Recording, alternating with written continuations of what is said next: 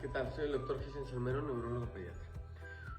Una pregunta que es muy frecuente en mi consulta es el uso del cannabis en los pacientes con trastorno del espectro autista.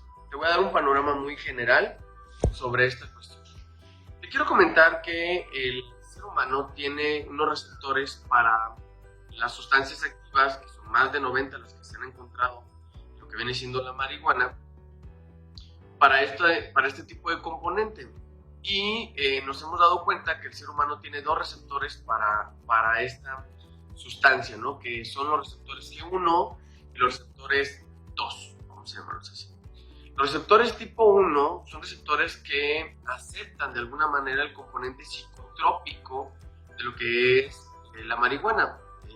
Cabe mencionar que la marihuana sativa pues tiene componentes psicotrópicos y tiene otro tipo de componentes, ¿no? Los componentes psicotrópicos es el famoso THC, que es tetrahidrocannabinol, que es lo que le da a las personas pues que ya no les dé tanto dolor, que tengan menos fatiga, que se disminuya el estrés, que coman más, que se disminuya la náusea. Generalmente es el componente que le ayuda a los pacientes que tienen enfermedades terminales, como cáncer, que reciben quimioterapias muy intensas, que de alguna manera el cannabis en ese sentido les ayuda porque tiene un componente de THC que les disminuye el dolor, la sensación de estrés, el vómito causado por la quimioterapia, o en aquellos pacientes como fibromialgia, ¿no?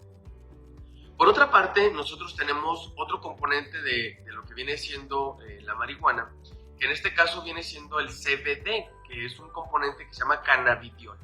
El CBD tiene un componente de tipo inmunomodulador, entonces este llega a los receptores tipo 2 dentro de nuestro sistema nervioso.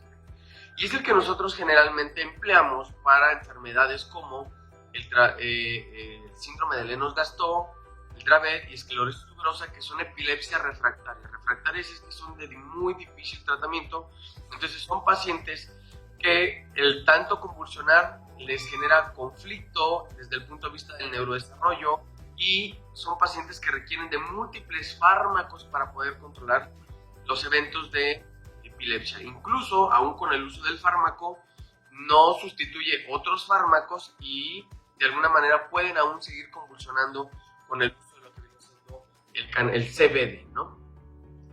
Cabe mencionar que el fármaco que se utiliza, es aprobado por la FDA, que es el fármaco Epidiolex, es un fármaco que no es derivado de la marihuana que venden en la calle, ni de la marihuana que venden de manera, vamos a decir así, en el mercado negro, ¿no? Es derivado de un componente, no es del cannabis sativa, sino es derivado del cáñamo, que es una hermana de la marihuana, que tiene un alto componente en CBD y muy bajo componente en THC, comparado con la marihuana sativa, que es la que pues venden en todos lados y son los componentes artesanales que generalmente ustedes encuentran en el internet con costos bastante accesibles. Pues estos no tienen esta relación, tienen componentes en donde es mitad y mitad CBD y THC, o relación más THC que CBD, o un componente de 30% THC y 70% CBD. Pero el Epidiolex, que es el componente que se da para los pacientes, es el único que de alguna manera está avalado por la FDA en Estados Unidos, que es la que se encarga de regular los medicamentos y es la que le da el permiso a las empresas de los laboratorios para poder ofertar este tipo de medicamentos. Tiene un componente 100% de CBD y es derivado del cáñamo, no de la marihuana sativa. Entonces, cuando la gente me dice, doctor, ¿y para el autismo le sirve? La respuesta, pues en definitiva, es no. ¿Por qué? Porque el componente que va a generar una inmunomodulación. Y entonces no va a hacer cambios directos en el paciente, porque los receptores que va a estar estimulando son los receptores tipo 2, que están vinculados o asociados a este proceso inflamatorio. No están asociados al factor psicoactivo. Entonces, la gente se informa y piensa que la marihuana pues, le cambia al niño el nivel de estrés. Lo que pasa es que el componente que le están dando a ese niño que tiene TEA, pues tiene un componente relacionado con THC.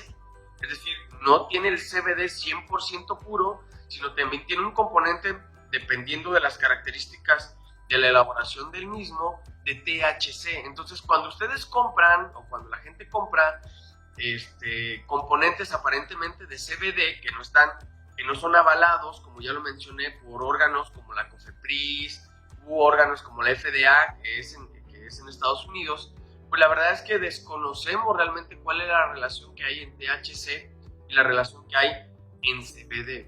Por eso los pacientitos que tienen o tienen un trastorno de ansiedad generalizado más el trastorno del espectro autista y les llegan de dar este tipo de componentes que los manejan como orgánicos y que no tienen las certificaciones adecuadas, pues sí llegan a tener cierta mejora, indiscutiblemente, pero le estás dando THC, o sea, le estás dando el componente psicotrópico al niño, lo cual tarde que temprano va a generar mayores conflictos. ¿Por qué? Porque el uso crónico de este tipo de componentes va a agravar el componente, va a tener después problemas de insomnio, problemas de apetito, problemas de comportamiento, etc. Entonces, no está recomendado, no hay estudios que digan que el uso de marihuana en pacientes con trastorno del espectro autista está justificado. Y en específico hablando de CBD, que es el medicamento que está avalado en Estados Unidos para el uso en niños con los 3 componentes patológicos o enfermedades que yo ya les mencioné.